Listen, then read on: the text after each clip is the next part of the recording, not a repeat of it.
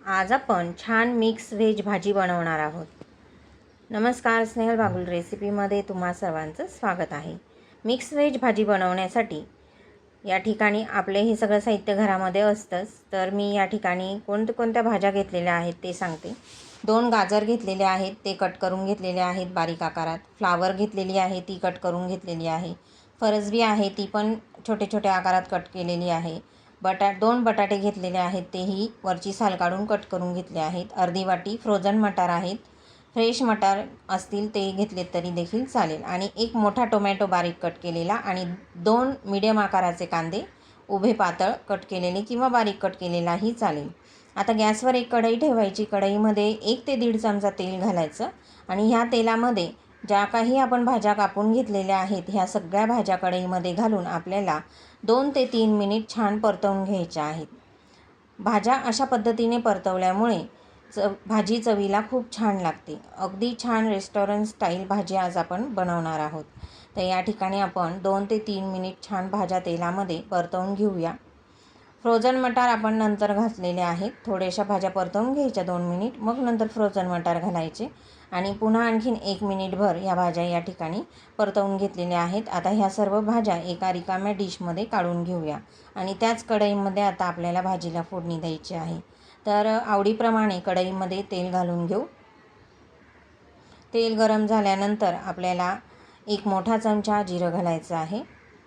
नंतर काही खडे मसाले घालायचे आहेत. दालचिनी, लवंग आणि मिरे. 3 ते 4 मिरे, 3 ते 4 लवंग, 3 ते 4 दालचिनीचे तुकडे, 2 तेजपान घालायचे आहेत आणि किंचित परतवायचे. जास्त या ठिकाणी परतवायचे नाही तर मग ते जळतात. किंचित परतवायचे, त्याचा छान फ्लेवर उतरतो भाजीमध्ये. आता 2 मीडियम आकाराचे कांदे उभे बारीक कट केलेले तेलामध्ये घालून आपल्याला परतवून घ्यायचे आहेत. छान नरम होईपर्यंत परतवायचा आहे. कांदा थोडासा अगोदर परतवून घेऊ आणि मग नंतर याच्यामध्ये आपल्याला टोमॅटो घालायचा आहे आणि कांदा टोमॅटो दोघीही छान नरम होईपर्यंत परतवून घ्यायचे आहे. तर कांदा या ठिकाणी मी अर्धा परतवून घेतलेला आहे. आता बारीक कट केलेला 1 मोठा टोमॅटो कांद्यामध्ये घालून तोही परतवून घेऊया.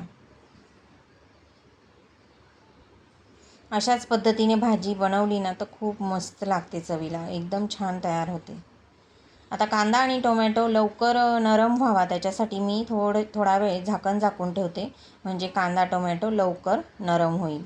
तर या ठिकाणी आता आपल्याला 2 ते 3 हिरव्या मिरच्या, 10 ते 12 लसूणच्या पाकळ्या आणि 1 इंच अद्रक, लसूण आणि 2-3 हिरव्या मिरच्या यांची आपल्याला खलबत्त्यामध्ये पेस्ट तयार करून घ्यायची आहे. तर मी या ठिकाणी खलबत्त्यामध्ये हिरव्या मिरच्या, अद्रक आणि लसूण ठेचून घेतलेला आहे, तो घालूया आपण. आता ह्या फोडणीमधले जे तेजपान आहेत ते मी थोडा वेळ काढून घेतलेले आहेत, कारण की ते परतवतो आपण त्यावेळेला खाली पडतात, म्हणून नंतर आता आपण भाजी जेव्हा शिजेल त्यावेळेला तेजपान जे आहेत ते घालूया. फोडणीमध्ये छान स्वाद उतरला आहे तेजपानचा. आता नंतर आपण पुन्हा भाजी शिजवताना घालू. तर या ठिकाणी जी लसूण, हिरवी मिरची आणि अद्रकची पेस्ट मी 2 चमचे घातलेली आहे भाजीमध्ये, ती छान आता कांदा आणि टोमॅटोसोबत परतवून घेऊ. कांदा टोमॅटो चांगला नरम झालेला आहे. आता थोडंसं याच्यामध्ये ना आपल्याला जे मसाले आहेत ते मसाले आपल्याला पाण्यामध्ये मिक्स करून घालायचे आहेत. याच्यामुळे भाजीला खूप छान चव येते. तर या ठिकाणी मी 1.5 चमचा हळद आणि 2 ते 3 चमचे लाल मिरची पावडर घेतलेली आहे. बस 2च मसाले आपल्याला एकदम छान फ्लेवर देतात. बाकी काहीही टाकायचं नाही. खडे मसाले आपण घातलेले आहेत. 1.5 चमचा हळद, 3 चमचे लाल मिरची पावडर किंवा तुम्ही तुमच्या आवडीप्रमाणे हळद आणि लाल मिरची पावडर घ्यायची. त्याच्यामध्ये थोडंसं पाणी घालायचं आणि ते मिक्स करून ती मिरचीची आणि हळदीची पेस्ट या ठिकाणी आता आपल्याला फोडणीमध्ये घालायची आहे आणि छान तेल सुटेपर्यंत आता आपण ही ग्रेव्ही जी आहे ती परतवून घेणार आहोत. मिक्स करून घेऊया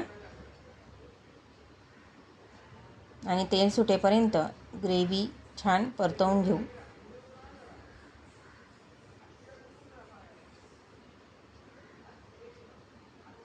तर या ठिकाणी आपली ग्रेव्ही छान परतवली गेलेली आहे. थोडंसं पाणी घालायचं आहे आणि पाणी घालून पुन्हा आणखीन ग्रेव्ही परतवून घेणार आहोत. आता ग्रेव्हीपुरतं थोडंसं मीठ घातलेलं आहे. मिठामुळे सगळी ग्रेव्ही जी आहे ती छान एकसंध शिजेल आणि मस्त मऊसूत होऊन त्याची घट्टसर अशी ग्रेव्ही तयार होईल. म्हणून ग्रेव्हीपुरतं थोडंसं मीठ घालायचं, बाकीचं मीठ आपण नंतर घालणार आहोत. मीठ मिक्स करून घेतल्यानंतर 1 चमचा कसुरी मेथी घालायची आहे हातावर चुरून. छान स्वाद होतो तो भाजीमध्ये तिचा. तर या ठिकाणी कसुरी मेथी घातल्यानंतर पुन्हा एकदा ग्रेव्ही जी आहे ती तेल सुटेपर्यंत परतवून घेतलेली आहे आणि या ठिकाणी आपली छान अशी ग्रेव्ही तयार आहे. आता आपल्याला याच्यामध्ये ज्या काही भाज्या आपण परतवून घेतलेल्या आहेत त्या सगळ्या भाज्या आता आपल्याला ह्या ग्रेव्हीमध्ये घालायच्या आहेत. आता तेजपान घालू आणि मग सगळ्या भाज्या घालू, म्हणजे भाजीमध्ये अजून छान तेजपानचा अर्क उतरेल आणि मग नंतर पुन्हा आपण काढून घेणार आहोत. तर या ठिकाणी सर्व भाज्या मिक्स करून घेऊ. आता भाज्यांना लागेल तितकं मीठ घालायचं आहे. भाजीला लागेल तेवढं, थोडंसं आपण ग्रेव्हीमध्ये घातलेलं होतं. आता इथे भाजीला लागेल तितकं मीठ घातलं आणि मिक्स करून घेतलं. आता ही भाजी आपल्याला छान शिजवून घ्यायची आहे.